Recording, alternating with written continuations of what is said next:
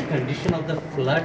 Is more NDRF required? What is the presence in it? I have already talked to him in the morning, and the status of the state I already informed him, and I told him that please send some NDRF team as early as possible.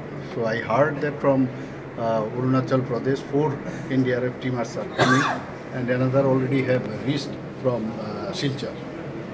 Sir এখন রাজ্যের পরিস্থিতি কীরকম? It's okay, under observation. দেখছি কি, সবাই জানে এরকমভাবে বৃষ্টিপাত তো আর কখনো হয়নি। প্রায় 375 মিলিমিটার মানে বৃষ্টিপাত, কোনো জায়গায় 350।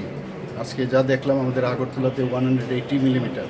তো এখনও তো বৃষ্টি হচ্ছে এবং অবজারভেশন আছে। আমাদের ডিএমরা, এসডিএমরা সবাই মিলে কাজ করছে সমস্ত জায়গায়। বিভিন্ন যে টিম আমাদের আছে, আমাদের ত্রিপুরার সমস্ত ভলেন্টিয়ার্স থেকে আরম্ভ করে এনডিআরএফ টিম থেকে আরম্ভ করে সবাই কাজে নেমেছে এবং কন্ট্রোলের মধ্যে আছে। কিন্তু এটা তো একটা প্রাকৃতিক দুর্যোগ, আপনারা সবাই জানেন। রাস্তাঘাট চারিদিকে বিপর্যস্ত মানুষ, প্রায় 300-এর উপরে, 312 or 15-এর মতো অলরেডি শিবির করা হয়েছে সব জায়গায়।